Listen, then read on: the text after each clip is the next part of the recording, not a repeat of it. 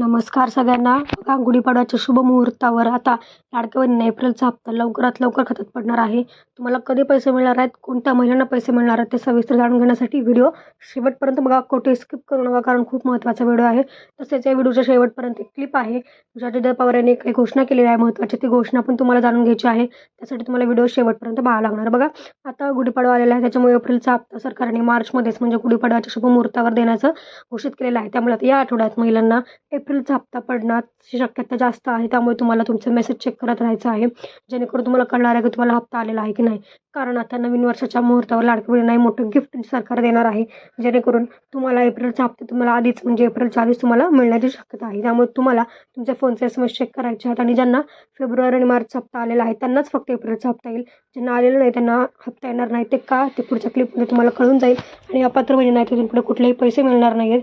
त्यांना आता काय करायचं ते पुढच्या क्लिपमध्ये अजित पवारांनी सांगितलं आहे. ती क्लिप शेवटपर्यंत बघा, कुठे स्किप करू नका. त्यावेळेस लाडक्या बहिणीनं त्यांना इतकं सारखं लाडक्या बहिणीच्या बद्दल बोलत होते की अजून लाडकी बहीण यांच्या मनामध्ये अशी ठाण मांडून बसलेली आहे. अर्थात ती लाडकी बहीण आमची आहे, त्याच्यामुळे तुम्ही दोडके झाला आणि तिकडे बसला. त्यामध्ये समोरच्या बाकावरून कठोर उपाययोजना करा, लोकांना खुश करण्यासाठी आश्वासन देऊ नका. अध्यक्ष महोदय, आम्ही बघितलं ते गांडूळ असतं ना, गांडूळ ते इकडनं चालतं का तिकडनं चालतं कळतच नाही. ते दोन्ही बाजूनी चालतं असं सगळ्यांना वाटत असतं. तसं काही जण सन्माननीय सदस्य दोन्ही बाजूनी बोलतात.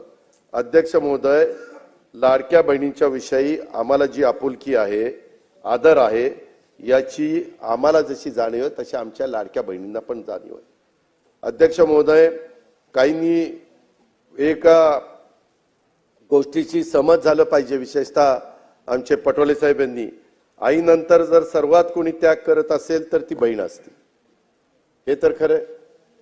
बापाचं पण प्रेम जास्तीत जास्त मुलीवर असतं पोरापेक्षा, आणि त्यामुळं भावावर तिची खूप माया असते. भाऊ कठीण परिस्थितीत असेल तर तिला त्याच्या काळजी असते, आणि त्यामुळे ती कधी त्याच्या भावाला अडचणीत आणण्याची मागणी करत नाही. आता एकंदरीत आम्ही जे बजेटमध्ये सांगितलेलं आहे, काय झालं,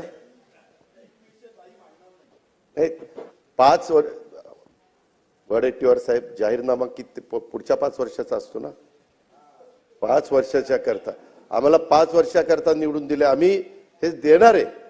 आम्ही कधीच कोणी नाही म्हणलं नाही. मुख्यमंत्री नाही म्हणले नाही, एकनाथ नाही म्हणले नाही, आदिती नाही म्हणले नाही. तुम्ही तर कोर्टात गेला होता, काहीतरी म्हणले ते बंद करा. काही जण म्हणले चुनावी जुमला आहे.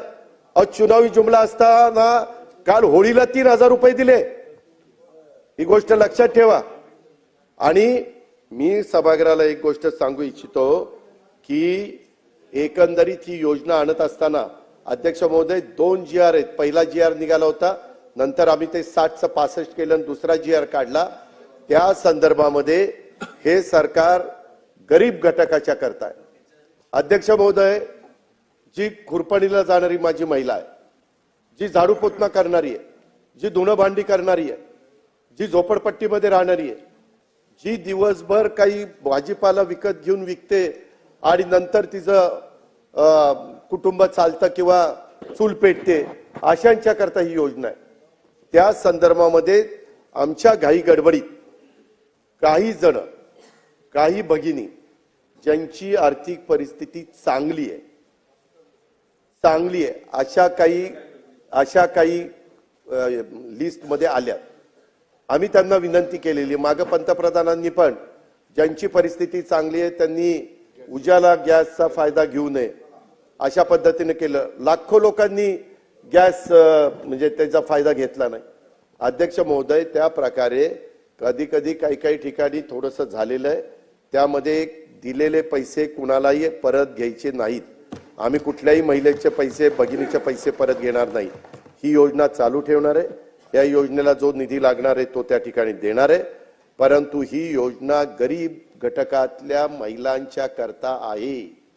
हे पण मी या उत्तराच्या निमित्तानं सभागृहाच्या मार्फत सर्वांना त्या ठिकाणी सांगू इच्छितो.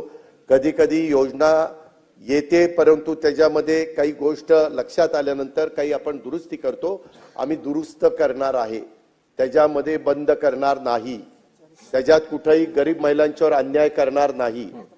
ज्याला गरज आहे त्यांना 100% आम्ही देणारच, त्याबद्दल तसोभर पण आम्ही कमी त्या ठिकाणी पडणार नाही. आणि या योजनेच्या साठी पुरेसा निधी निश्चितपणे आम्ही देणार आहोत, हे विश्वास मी माझ्या महाराष्ट्रातल्या तमाम बहिणींना या निमित्तानं देऊ इच्छितो. या योजनेचा वेगळा अर्थ जर आपण करायचं म्हटलं तर एक गोष्ट अध्यक्ष महोदय, काही योजना पुढे आल्यानंतर आम्हाला आठवतंय ही योजना ज्यावेळेस आम्ही दिली त्यावेळेस काही महिलांनी 1500 रुपयाचे ते रक्षाबंधन राखीचं मटेरियल आणलं म्हणजे, आणि त्याच्या पक्क्या राख्या तयार केल्या आणि त्याच्यातनं काहींनी पैसे कमवले. त्या महिला आपण देवेंद्रजी जायचो त्यावेळेस भेटायच्या की आम्हाला 1,500चे मला 20,000 रुपये झाले, माझे 18,000 रुपये झाले. त्या पद्धतीनं अर्थमंत्री म्हणून मी, अरे थांबा ना जरा, ऐका ना, झाला ताई, तेच सांगतोय त्यांना. अर्थमंत्री म्हणून मी जेव्हा या योजनेकडे बघतो, यामधून राज्याच्या अर्थव्यवस्थेला भविष्यात काय मिळणार आहे याचा पण विचार मुख्यमंत्री आणि आम्ही सगळेजण करतोय. त्याच्यामध्ये 1500 रुपये थेट रोख रक्कम भगिनीला मिळते. महिला सक्षमीकरणाचं एक मोठं पाऊल आहे. परवाच विधान परिषदेमधले आमचे गटनेते प्रवीण दरेकरांनी एक घोषणा केली, लाडकी बहीण योजनेचं अकाउंट उघडणाऱ्या बहिणींना मुंबई बँक 10 ते 25,000 रुपयाचं कर्ज देणार आहे. आणि त्याला 1,500चा हप्ता, आपला जो हप्ता आधी ती त्यांना जाणार आहे तो त्यांनी त्या बँकेत भरायचा आणि त्यांना त्यांच्याप्रमाणे कुणाला 10,000 कुणाला 25,000. आणि राज्यात महिला आर्थिक विकास महामंडळासारखी संस्था आहे जिला सहकारी बँका आणि त्याच्यामध्ये आहेत. मी आपल्या सर्वांना एक नम्रतापूर्वक आवाहन करू इच्छितो की ज्या महिला छोटा मोठा व्यवसाय सुरू करायचा आहे त्यांच्यासारखी लाडकी बहीण योजनेत जोडून कर्ज योजना तुम्ही काढा. म्हणजे ही योजना केवळ मदतीची राहणार नाही, त्यामधून महिलांचं सक्षमीकरण करण्याच्या बाबतीत आणखी एक पाऊल त्या ठिकाणी पुढे टाकलं जाईल. आणि माझ्या माहितीप्रमाणे नागपूरला, विदर्भात तशा पद्धतीनं नागपूरलाच केलं गेलेलं आहे. कारण हा थोडका पैसा नाही अध्यक्ष महोदय, 45,000 कोटी रुपये आज महिलांच्या हातामध्ये जातात 12 महिन्यामध्ये. आज तो पैसा कुठल्या तरी छोट्या मोठ्या दुकानात जातो, काही ना काही महिलांच्या हातामध्ये पैसा राहतो, टिकून राहतो, खर्च होत नाही आणि त्या बरोबर बचत करतात. कारण हा थोडका पैसा नाहीये. या माध्यमातून आमचं हेच धोरण आहे की बहीण सक्षम होईल, तिच्या कुटुंबाला हातभार लागेल आणि पैसा राज्याच्या अर्थव्यवस्थेत येऊन अर्थव्यवस्थेला देखील छोटं मोठं त्या ठिकाणी योगदान मिळेल. हे पण मी अध्यक्ष महोदय सांगू